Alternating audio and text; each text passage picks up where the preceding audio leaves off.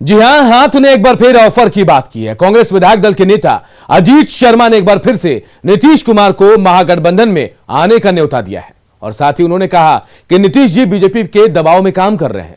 लगे हाथ अजीत शर्मा ने यहां तक कह दिया कि बीजेपी गृह मंत्रालय की डिमांड कर रही है। महागठबंधन की सरकार बनाने के लिए आतुर अजीत शर्मा ने यह भी कहा कि जेडीयू अगर महागठबंधन के साथ आ जाती है तो हम सब मिलकर बिहार का विकास करेंगे।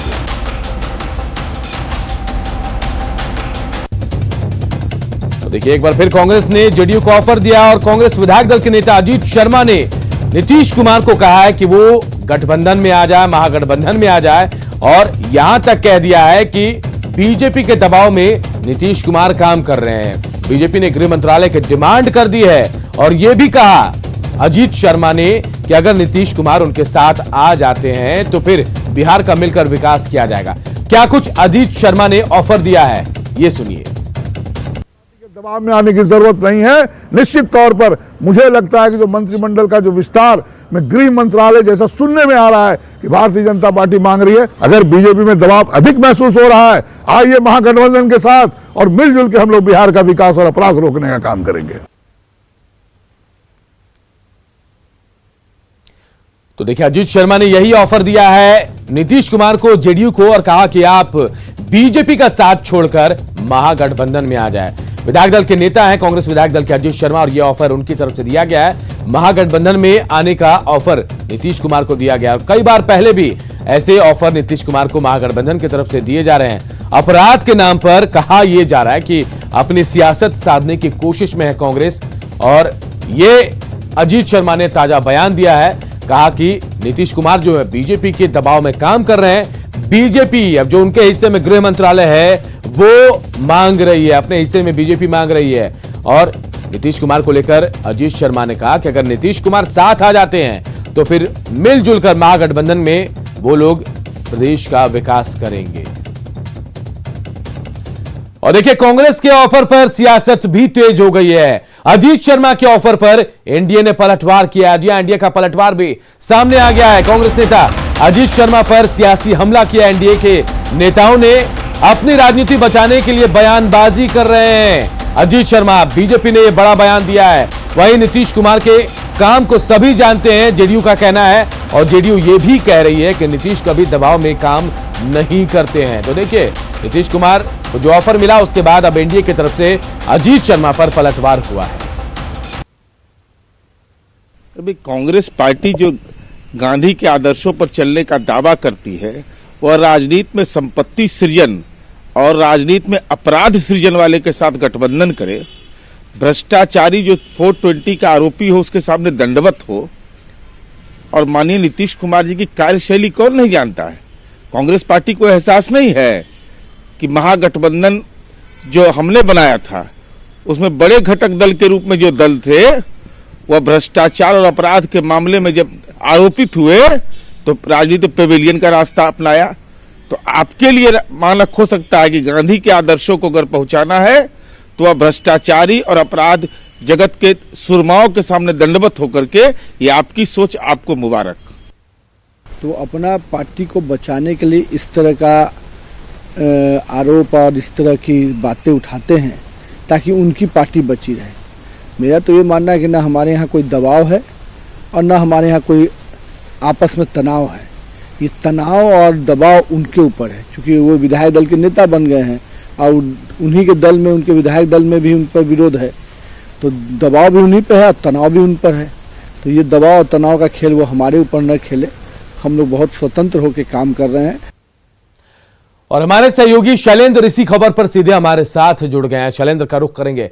शैलेंद्र, क्या सोच रही है कांग्रेस? बार बार ऑफर दिया जा रहा है महागठबंधन की तरफ से। क्या लग रहा है कांग्रेस को कि अपराध के बहाने या फिर बार बार ऑफर दिए जाने के बाद कभी भी शायद नीतीश कुमार पिघल जाएंगे और इनकी पार्टी में आ जाएंगे? क्या सोचकर ऐसा ऑफर दे रही है कांग्रेस?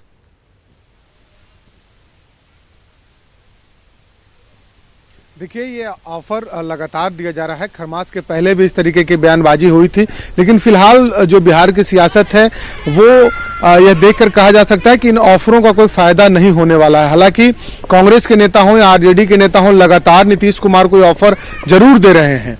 लेकिन जदयू की तरफ से या बीजेपी की तरफ से जो भी बयान आ रहे हैं उन बयानों को देख करके समझा जा सकता है कि इन ऑफरों का मतलब क्या है। देखिए, साफ तौर पर जिस तरीके से बिहार में आपराधिक घटनाएं घट रही हैं, उन घटनाओं को लेकर के महागठबंधन के जो भी लोग हैं, जो घटक दल के जो भी नेता हैं, वो मैं इस आपको तरीके रोकना के- चाहूंगा। अजीत शर्मा कांग्रेस विधायक दल के नेता खुद फोन लाइन में हमारे साथ जुड़ गए हैं। अजीत शर्मा जी, आप एक बार फिर ऑफर दे रहे हैं नीतीश कुमार जी को कि शायद वो दबाव में काम कर रहे हैं, आप अपनी तरफ बुला रहे हैं उनको। एक बयान, बड़ा बयान कि बीजेपी गृह मंत्रालय जैसा पद मांग रही है, कितनी सच्चाई है? देखिए, ऑफर की बात नहीं है। जो अपराध कंट्रोल नहीं हो रहा है बिहार में, आप देखे होंगे अभी जितने हत्याएं हो रही है। मैं जब जनता किसी भी विधायक को, प्रतिनिधि को चुनती है तो पूरी विश्वास के साथ उनकी अपेक्षा रहती है कि अपराध नहीं हो, शिक्षा में तरक्की हो, और जो 19 लाख रोजगार देने की बात हो वो दिया जाए, किसानों के हित में बात की जाए। तो मुझे लगता है, जो मैंने कहा है, निश्चित तौर पर नीतीश कुमार जी जो आदरणीय मुख्यमंत्री है, ये बिल्कुल स्वच्छ रूप से काम पहले करते रहे हैं। अभी लगता है मुझे कि दबाव में है, और जो मुझे सूचना है कि बिल्कुल कि वो गृह मंत्रालय पर इशू चल रहा है। इसलिए आप देखे होंगे पत्रकारों से बात करने में कितना चिड़चिड़े थे। उनका स्वभाव ये नहीं है। मेरा मानना है कि निश्चित तौर पर दबाव में, इसलिए मैंने कहा अगर बिहार के विकास की चिंता उनको है तो हम लोग महागठबंधन मिल के बिहार में नौकरी देने का बात हो, गरीबों के लिए मकान बनाने की बात हो। और अभी मैं सुन रहा था जो लोग बीजेपी को बोल रहे थे, कोई ऐसा कांग्रेस में कोई नहीं है दबाव है। बिल्कुल हम लोग कांग्रेस लेकिन 1947 अजीत शर्मा जी, क्या आपको लग रहा है कि आप नीतीश कुमार को कह रहे हैं कि बहुत खींच हो रहा है, इसी मौके पर आप चौका लगाना चाहते हैं, कांग्रेस चौका लगाना चाहती है, इसी मौके की तलाश है कांग्रेस को? कोई चौका छक्का लगाने की बात नहीं है। जनता की अपेक्षाओं पर हमें भी, और जो बीजेपी के नितिन जी थे और नीरज जी थे, सबको खड़ा उतरना है, सबको जवाब देना है जनता को। आखिर काम क्या कर रही है सरकार अपराध रोकने में, नौकरियां देने में, सभी उनको जवाब देना है। इसलिए मैंने कहा कि अगर उनको दबाव लग रहा है, जो मैंने चिड़चिड़ापन देखा, जो गुस्सा देखा, कभी मैंने ऐसा देखा नहीं रूप, मुझे लगता है कि बीजेपी के दबाव में है। इसलिए मैंने कहा है अगर आप विकास करना चाहते तो आइए महागठबंधन के साथ हम लोग मिलजुल कर विकास करें। एक बार तो आपके साथ काम कर चुके हैं, एक बार गठबंधन में सरकार भी बनी, लेकिन वहां भी यही बात हुई कि आप वो दबाव में काम नहीं करना चाहते थे, वहां से फिर बीजेपी के पास गए। लेकिन इसकी क्या गारंटी कि आपके पास आएंगे तो दबाव में काम नहीं करेंगे वो? कोई कांग्रेस में दबाव की बात है, हमने ये नहीं कहा है कि वो सब लोग मिलजुल के हम लोग बिहार के विकास करें और जनता की अपेक्षाओं पर खरा उतरे, ये मेरा मानना है। और आज नहीं, मेरा हमेशा मानना रहेगा, क्योंकि नीतीश जी पहले सुशासन बाबू के नाम से जाने जाते थे, लेकिन अभी जो अपराध की हालत है, जो प्रशासन के चलिए पदाधिकारी। एक सवाल सीधा सीधा जवाब दीजिए, क्या नीतीश कुमार दबाव में काम कर रहे हैं? आपको ऐसा लगता है? कांग्रेस को, महागठबंधन को ऐसा लग रहा है? उनको उनके चेहरा से चिड़चिड़ापन और जो गुस्सा है, निश्चित तौर से देख के लगता है कि वो दबाव में है। चलिए हमारे साथ नीरज भी हमारे साथ जुड़ गए, नीरज कुमार जुड़ गए हैं, जदयू प्रवक्ता हैं। नीरज जी, आप शायद सुन पा रहे होंगे, अजीत शर्मा जो कांग्रेस विधायक दल के नेता है, उनको यह लग रहा है कि नीतीश कुमार जो है वो दबाव में काम कर रहे हैं और चिड़चिड़ापन जो है वो उनकी बातों से झलक रहा है। कैसा हो रहा है? क्या ये कांग्रेस के ऑफर देने का तरीका है? बचपन से ही हम लोग जानते हैं कि नेचर और सिग्नेचर नहीं बदलता है। तो माननीय नीतीश कुमार जी ने जो गवर्नेंस का मॉडल स्थापित किया बिहार जैसे सामाजिक जकड़न के राज्य में, और सच कड़वा होता है, यह बात हमेशा कबूल करना चाहिए। और चाहे जो भी क्षेत्र हो, आप बताइए, वैसे लोग सवाल अपराध पर खड़ा कर रहे हैं, मैं बोलना नहीं चाहता हूं, जिनके रोल मॉडल कहां कहां कैद खाने में कैद है। अपराध नियंत्रण हमारी यूएसपी हमारा है। ये दुखद घटना हुई है, लेकिन ये हमारे लिए चुनौतीपूर्ण है, ब्लाइंड केस है। तब पर भी पुलिस मुख्यालय से लेकर के तमाम पदाधिकारी इस पर लगे हुए हैं। इसलिए हमारी ये समझ है, हमने तीन सवाल पर कोई समझौता नहीं किया है, और बिहार की जनता भी इस बात को जानती है। नीरज जी, कांग्रेस का ऑफर आपने सुन लिया होगा, क्या आप स्वीकार करेंगे या फिर क्या जवाब देंगे ऑफर का? हमने तो उसका जवाब दिया ना कि भाई भ्रष्टाचारी के सामने दंडवत होना। हमारी ये समझ है कि जो करप्शन के सवाल पर करप्शन के माध्यम से तथाकथित सेकुलरिज्म की रक्षा नहीं की जा सकती है। तो हमारा जो 3C है उस पर कमिटमेंट हमारा है, हम उस पर कायम है। और विकास के लिए तो मैं एक ही बात बोलता हूँ कि अपने अपने गांव का विकास लोग देख ले, और जिनको भी बिहार में काम करने का मौका मिला है वो अपने कार्यकाल में जवाब लेते हैं। अजीत शर्मा भी हमारे साथ जुड़े हैं। अजीत जी, आप सुन पा रहे होंगे नीरज जी को, सवाल आपके ऊपर है। अब ऐसा है, वो विकास की बात कर रहे हैं। कल मैं माननीय मुख्यमंत्री को भी सुना था, जब अप्रवासी से बात कर रहे थे कि 90% एक एक घर में नल का पानी लगा है। उदाहरण स्वरूप भागलपुर शहर में भी उन्होंने कहा है, भागलपुर नगर निगम में 10% भी घरों में नल का पानी नहीं लगा। बहुत सारे गांव है भागलपुर जिला में और भी बिहार के जिलाओं में अभी तक 10 से 20% ही पानी लगा है। बोलने के लिए तो विकास की बात हो रही है, लेकिन जो लूट हुआ है 7 हिस्से में, अगर माननीय मुख्यमंत्री उसकी जांच करा ले तो दूध का दूध और पानी का पानी हो जाएगा। निश्चित तौर पर जो भी प्रशासन के पदाधिकारी माननीय मुख्यमंत्री को सूचना दे रहे हैं, जैसे क्वारंटाइन सेंटर से जो वीडियो कॉन्फ्रेंसिंग हो रही थी, ऐसे आदमी से कराई जाती थी जो कि मुख्यमंत्री को खुश करने की बात हो। सभी जिलाधिकारी ऐसा ही कर रहे थे। बोलना आसान है, लेकिन आप भी पत्रकार महोदय जाके घूम के देख लीजिए, गांव में बोलते हैं कि हर गली बन गया। निश्चित तौर पर काम हुआ है, लेकिन सारे गांव के अभी गली पक्कीकरण नहीं हुआ है, यह सच्चाई है। इसे बोलना और करने में फर्क है। चलिए, बहुत बहुत शुक्रिया आप दोनों का, अजय शर्मा जी आपका, नीरज कुमार जी आपका भी बहुत बहुत शुक्रिया। तो देखिए, एक बार फिर कांग्रेस ने ऑफर दिया है जेडीयू को, नीतीश कुमार को, कि वो महागठबंधन में आ जाए। हमारे साथ शैलेंद्र भी लगातार जुड़े हुए हैं। शैलेंद्र, आपने अगर दोनों नेताओं के बयानों को सुना होगा तो यहां भी विरोधाभास है, लेकिन कांग्रेस की तरफ से बार बार ऐसा ऑफर क्यों दिया जा रहा है? ये तो नैतिक फैसला नीतीश कुमार को लेना है कि वो कहां रहेंगे, किसके साथ रहेंगे। उसके बावजूद लगातार ऐसे प्रोवोक किया जा रहा है।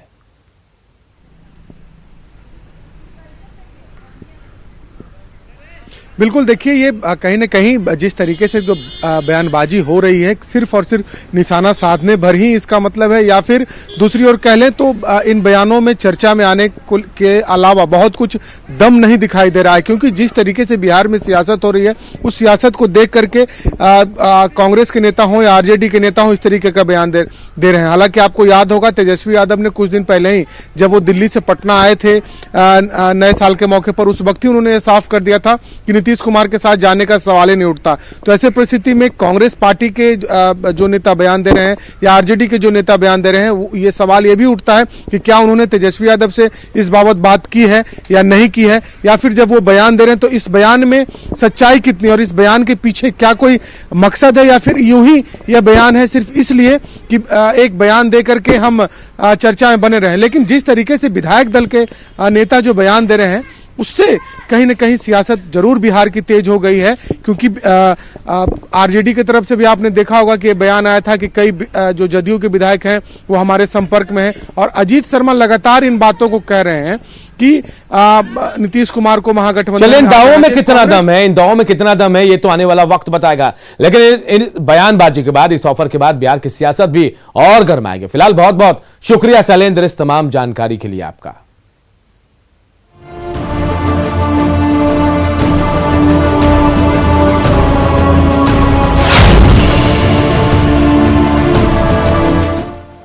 इधर भारतीय जनता पार्टी ने विधान परिषद उपचुनाव के लिए प्रत्याशियों के नाम की घोषणा कर दी है।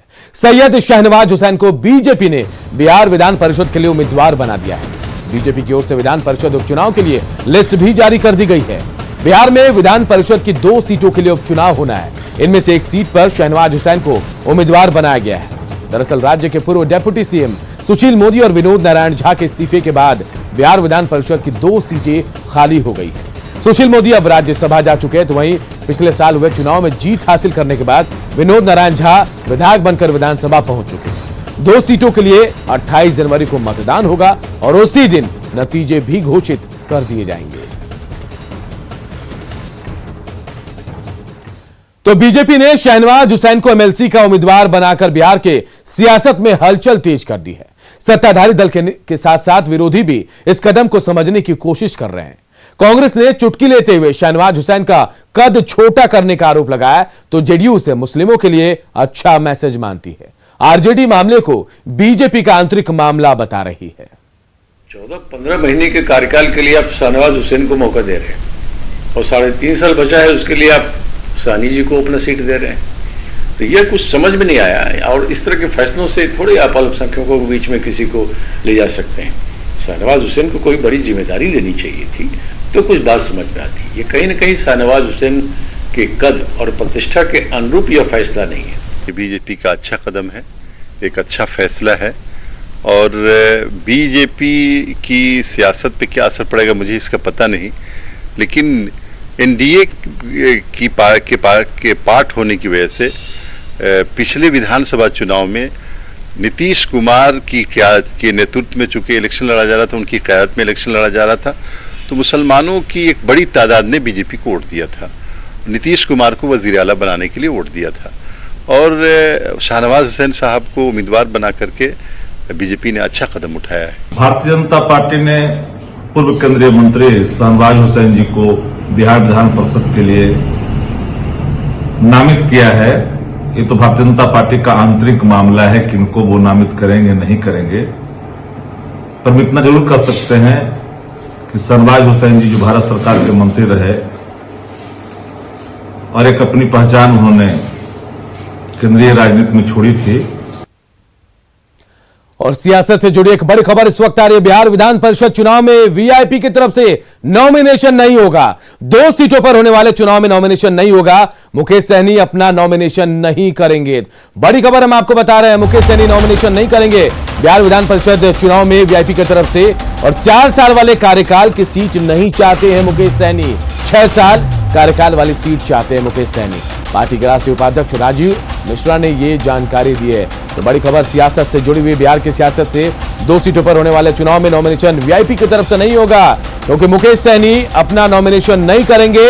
वो 4 साल वाली सीट नहीं चाहते, वो 6 साल के पूरे कार्यकाल वाली सीट चाहते हैं। और अब इसे लेकर पार्टी के राष्ट्रीय उपाध्यक्ष राजीव मिश्रा ने यह साफ कर दिया, जानकारी दी है कि अब वीआईपी की तरफ से नॉमिनेशन नहीं होगा विधान परिषद चुनाव के लिए।